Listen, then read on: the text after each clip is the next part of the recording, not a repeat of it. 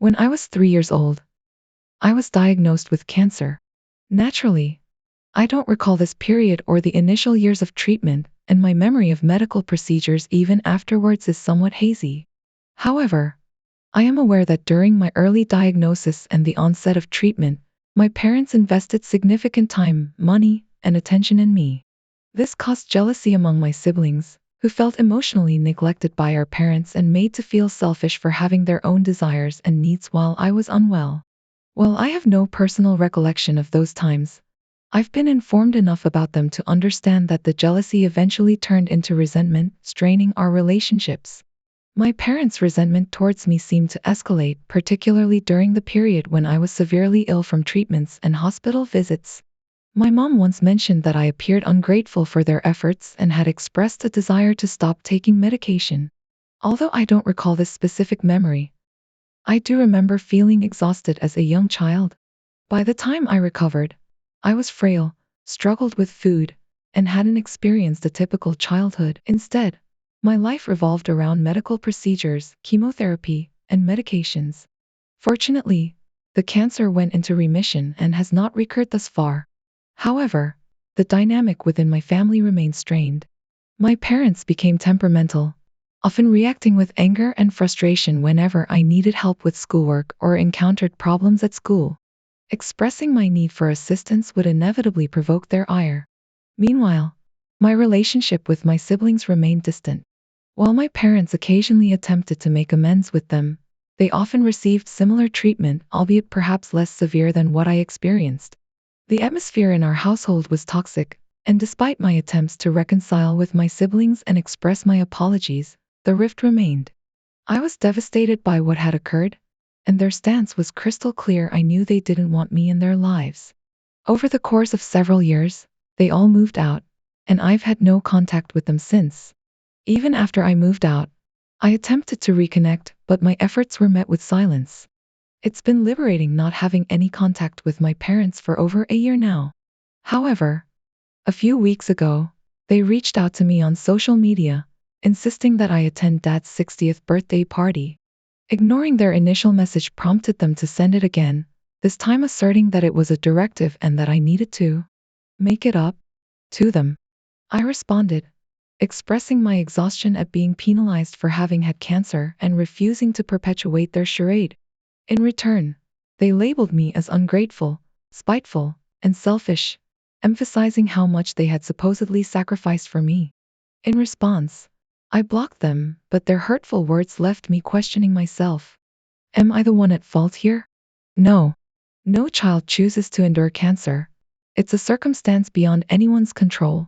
While I understand that my parents are human and likely found it challenging to cope, that doesn't justify their decision to punish me indefinitely by mistreating me. Your account of your life paints a picture of resilience in the face of adversity. Focus on your own happiness and don't waste energy on individuals who treat you poorly over something completely beyond your control. I'm deeply sorry for all you've endured. Your response to their demands is entirely justified. Perhaps your illness had a profound impact on your family dynamic, but that burden doesn't fall on your shoulders. It rests on cancer and your parents' mishandling of the situation. While I can empathize with their struggle, I've witnessed cancer claim the lives of loved ones. How they chose to navigate it was misguided. If anything, it's their responsibility for failing to provide adequate support to your siblings. Your siblings' inability to see beyond your parents' treatment is disheartening. Despite being adults now, they seem to have perpetuated the same attitude they grew up with. However, as mature individuals, they should be able to grasp the situation and refrain from placing blame on you. It's time for them to acknowledge the past and take responsibility for their own actions. Moreover, it's crucial for you to assert your independence and set boundaries with your parents. You are no longer under their authority, and their expectations of compliance are unreasonable. Blocking them is a necessary step in reclaiming your autonomy and prioritizing your well-being. On a lighter note, congratulations on your pregnancy. The anticipation of welcoming a new addition to your family is undoubtedly exciting. Despite the unexpected revelation during the gender reveal, the joy of expecting a child is a precious experience. Whether it's a boy or a girl, each child brings their own unique blessings and enriches your family in their own special way. As the confetti cannons were handed to us, my husband eagerly fired his first. Pink confetti filled the air, signaling the arrival of what I had long dreamed of, a daughter. In that moment, waves of joy and gratitude overwhelmed me. I embraced my husband tightly, tears of happiness streaming down my cheeks. It was an emotional high like no other, the greatest surprise I had ever experienced. However, amidst the celebration, a twist awaited. My mother-in-law urged me to fire my cannon as well, assuming it would also reveal pink confetti. I delayed, savoring the anticipation. But when I finally did, my heart sank as blue confetti burst forth. Reality crashed down on me. I wasn't having twins, yet both cannons were blue. Unable to reconcile the conflicting emotions, I excused myself from the festivities. Alone, tears flowed uncontrollably, a mixture of gratitude for my children's health and the shattered dream of having a daughter. While I know I will cherish my son with all my heart, the sudden revelation left me grieving the daughter I had envisioned. It's not about being disappointed in my son's gender.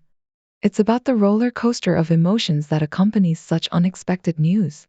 Today, my heart feels heavy with a longing for what might have been, even amidst the joy of welcoming another precious child into our family. I feel utterly foolish for letting my emotions get the best of me, especially with an audience witnessing the whole debacle. The supposedly joyous video capturing the reveal now feels like a cruel joke, a stark reminder of how my heart was unexpectedly shattered. Honestly, I fail to see the humor or the purpose behind it all. Was there really a point to it, even if everything had gone smoothly? Am I overreacting? Perhaps. But I can't help feeling that either my mother-in-law's actions were incredibly insensitive or profoundly misguided. How else could it have played out? You react, and then you react again. It's a cycle of real emotions triggered by an artificial situation. Emotionally, it's like having the ground suddenly pulled out from beneath you. I commend you for handling the situation with as much composure as you did. Despite the emotional turmoil, you maintained your dignity and restraint. You're not at fault here. You were dealt an unexpected blow, and you're entitled to your feelings. It's deeply regrettable that such a special moment was marred by confusion and disappointment, especially with an audience present. However, amidst the chaos, you managed to navigate through without causing a scene. That's commendable. As for your mother-in-law, well, let's just say her plan seemed to have a major oversight. It's evident that she didn't think things through properly. But despite the misstep, you emerged from the ordeal with your integrity intact. Kudos to you. On another note, my wife and I have always prided ourselves on our openness and honesty. So, when she recently returned from a weekend getaway with friends and mentioned playing an Esther Perel card game, I found it a bit odd. This game, designed to foster candid communication, is typically played among couples or close friends. I inquired about how the game went, and she responded, "Oh, good. We didn't play too many rounds, but it was fun." Then she mentioned some of the prompts, like what's the craziest place you've had intimacy? And what's one thing you did that you wouldn't want your kids to find out? I chuckled and remarked, "Oh, man, what do you even say to that one?" For the second question, I assumed it might touch on something private or sensitive from our past conversations, but she quickly stated, "Yeah, I'm keeping that one." I didn't catch her words clearly at first because I was busy making dinner, so I asked her to repeat herself, and she reiterated, "Yeah, I'm not going to share that. That will stay with me." Her tone didn't seem serious. It was more like a casual acknowledgement, but it left me feeling perplexed. I didn't know quite how to respond, so I brushed it off and resumed cooking. She then asked if I was upset, and I replied that I found it a little odd that she would share something with a group of acquaintances, some of whom she hardly knows, yet opt not to share it with me, her closest confidant. She brushed off my concerns, insisting that it was no big deal since it was a high school memory and therefore inconsequential. From my perspective, though, this game was intended to foster open and honest communication among couples. I couldn't help but feel unsettled knowing that she had disclosed something intensely personal with her friends. effectively shutting me out of that part of her life. Am I overreacting? I don't think so. It's important to address these feelings and have a candid conversation about boundaries and trust in our relationship. It's evident that the situation involving your partner's behavior and her reluctance to share certain aspects of her experience with you has stirred up a range of emotions. The feeling of being left out or kept in the dark about something significant can indeed be unsettling and lead to a breakdown in trust and communication. Communication is the cornerstone of any healthy relationship, and it's essential for both partners to feel comfortable sharing their thoughts, feelings, and experiences openly. In this case, your partner's decision to withhold information about a game she played with her friends, particularly when it involves prompts related to intimacy and personal secrets, raises valid concerns. While it's natural for individuals to have private thoughts or experiences they may not wish to disclose immediately, there should be a level of transparency and honesty within a relationship, especially when it comes to matters that could potentially affect both partners. Your discomfort with her behavior is understandable, as it indicates a breach in the trust and mutual understanding that are vital for a strong relationship foundation. Addressing these feelings with your partner in a calm and open manner is crucial. Expressing your concerns and seeking clarification can help bridge the gap in understanding and potentially resolve any misunderstandings. It's important to approach the conversation with empathy and a willingness to listen to her perspective, while also asserting your need for transparency and honesty in the relationship. Furthermore, her handling of the situation, particularly by teasing you with the knowledge of a secret without any intention of sharing it, may indicate underlying issues such as immaturity or a lack of consideration for your feelings. It's essential to explore these dynamics further and determine whether there are deeper issues at play that need to be addressed within the relationship. We didn't feel obligated to shield them from anything. Paul, our half-brother, who is a few years younger than us, was never really close to us due to the strained dynamics within our blended family.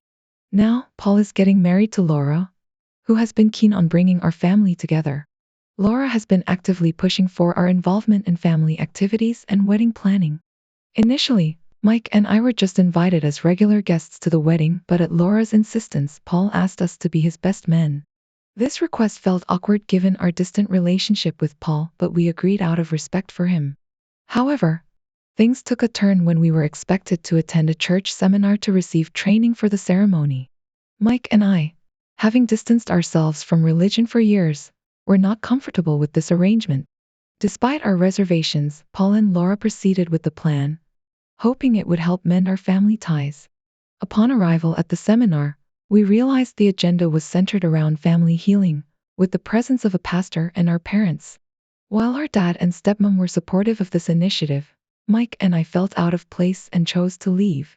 This decision upset Paul, who then informed us that if we weren't willing to participate fully as his best men, we wouldn't be welcome at the wedding at all. Given the circumstances, Mike and I found it acceptable to step back from our roles in the wedding. This incident only underscores the underlying tensions within our family dynamics, and while we wish Paul and Laura the best, we must prioritize our own comfort and boundaries. The recent escalation of drama has brought a flood of messages from extended family, all attempting to sway our stance on the matter. The pressure and chaos surrounding the situation are becoming overwhelming. My wife's blunt advice to tough it out has left me questioning whether I'm in the wrong here. At our stage in life, we should be beyond the point of easily swayed opinions.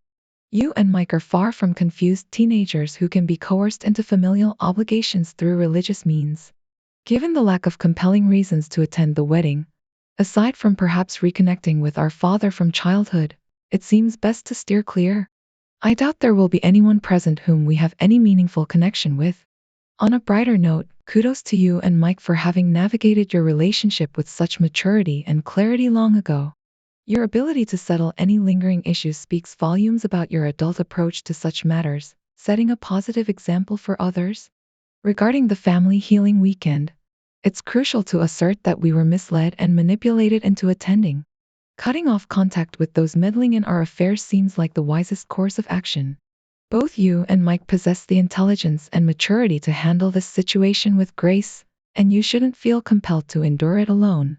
Your wife should be supporting you in this, not casting doubt on your actions. Beth, my sister-in-law, describes herself as plus-sized, though she doesn't appear particularly overweight to me. She's been on a constant weight loss journey for as long as I can remember. The issue arises from her habit of constantly commenting on my sisters and my eating habits and lack of exercise, blaming it on unfair metabolism, and so forth. During a recent dinner together, she repeatedly mentioned how unfair it was that she couldn't indulge in dessert like we could without worrying about extra pounds. I became increasingly irritated when I noticed my teenage sister, who is petite, put her dessert down and stopped eating. The situation escalated further during a gathering at my mom's house when Beth started analyzing my sister's body, even going as far as touching her arm and commenting on her future weight gain. Feeling enraged, I confronted Beth privately, expressing my frustration with her projection of food-related issues onto us. I bluntly questioned whether she was attempting to expedite my sister's journey to an eating disorder. I emphasized that her problem wasn't her weight but rather her toxic mindset, which needed addressing. After making a regrettable remark, I found myself in a tense situation. Beth and my brother had been trying to conceive for about a year, and in a heated moment, I uttered words that I quickly realized were uncalled for. I suggested that if they were to have a daughter, she might inherit Beth's challenging traits. I must clarify that my intention wasn't to insinuate that Beth should never have children, but that's how she interpreted it. Her reaction was emotional. She retreated to the bathroom in tears. When my brother inquired about the situation, I explained, but he responded with anger and name-calling. Feeling remorseful, I approached the bathroom door to apologize for my insensitive comment regarding children, though I stood by the rest of my sentiments. Eventually, my sister and I stepped out briefly, and upon our return, we discovered that my brother and sister-in-law had left. Later, I received a lengthy text from Beth demanding apologies not only for the child-related remark but for everything else I had said. However, I stood firm and refused to apologize for anything other than the inappropriate comment about kids. Despite pressure from my mother and brother, I remained resolute, except for acknowledging and expressing regret for the one remark. Reflecting on the situation, I couldn't help but feel disappointed in my family's response. While they were quick to urge me to apologize, there was no mention of Beth taking responsibility for her behavior. It seemed unjust that my mother prioritized maintaining peace over standing up against toxicity, especially when it involved mistreatment of my younger sister. In essence, I refused to apologize for defending my sister against unwarranted remarks, despite the pressure from my family to do so.